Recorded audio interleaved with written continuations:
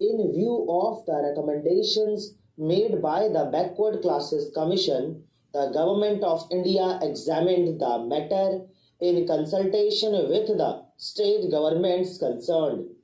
This is exactly what we have decided and what has been incorporated in the present bill. As a result, it has been decided that in the case of Rajasthan, the area restriction should be removed altogether because in Rajasthan, this population has been spread over a very large area. It was found that they were entitled to this measure of protection and therefore this area restriction has not been kept up in respect of Rajasthan at all. In the case of the other two states, namely Maharashtra and Madhya Pradesh, the tribes residing in tehsils where there is concentration of 20% or more of tribal population should be specified as scheduled tribes. This is point number 2 so far as the salient recommendations of the Backward Classes Commission were concerned.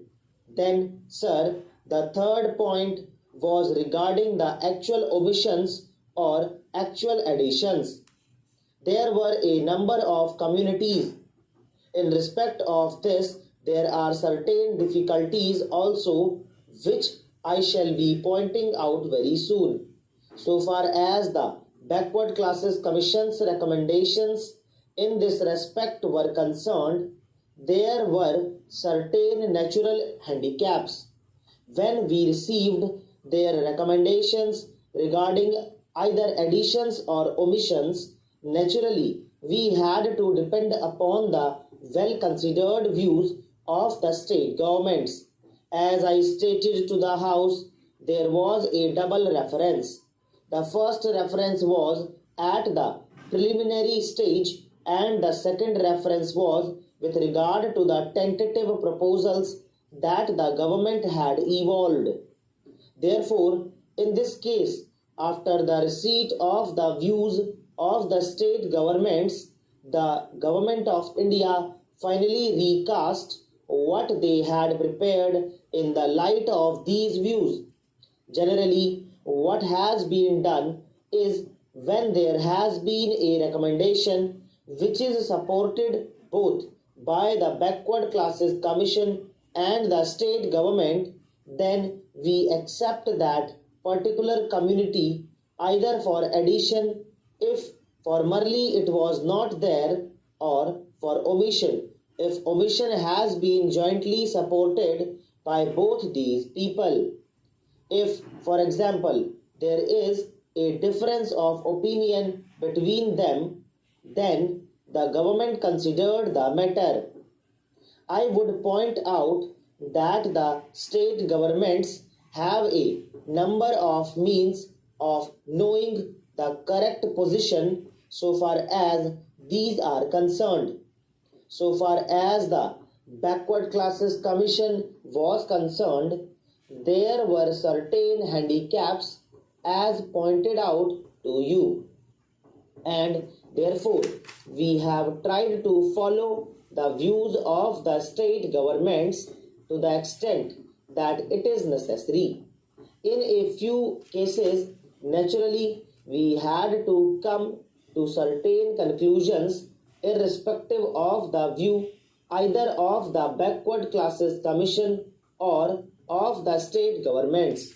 But such cases are not many. And then, after considering all these things, we have prepared the list, and you will find in the schedule attached to the bill the names of the various communities which ought to be recognized so far as either the scheduled castes or scheduled tribes are concerned. One more important question arises so far as the number of these communities is concerned. That was a very difficult task. Now, what happened in 2011 was naturally representations were made to the government that we ought to give up encouraging or perpetuating caste system. And therefore, when the 2011 census had to be prepared, the question arose as to whether government should have the enumeration through their officers in respect of the numbers of the separate castes as well, or whether the enumeration should be confined to the groups or categories of scheduled castes as a whole and scheduled tribes as a whole. For example, take a particular community, the Bhil community. In some of the former census, we had these communities shown separately. But in the 2011 census, on account of the decision that the government took, there was this view that we should not go on perpetuating the various castes and tribes. The desire was to amalgamate all of them under these two recognized heads, namely the scheduled castes and the scheduled tribes. Therefore, a separate enumeration as Bhil was not generally mentioned. I am mentioning only one community, not the others. What was done was, when the man stated that he belonged to a particular tribe or a caste, then the enumerator found out whether he was one of the scheduled castes or scheduled tribes recognized by the president's order. Then his name was shown in the category of scheduled castes or scheduled tribes without mentioning the special community. Afterwards, this commission was appointed.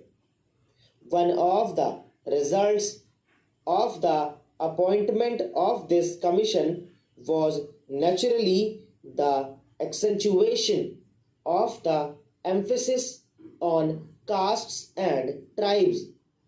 Every community began to plead because, after all, certain rights were given. This political right of representation was also given, and therefore every community thought it advisable to claim that either they were a scheduled caste or a scheduled tribe. दोस्तों इसी के साथ ये dictation finish होती है और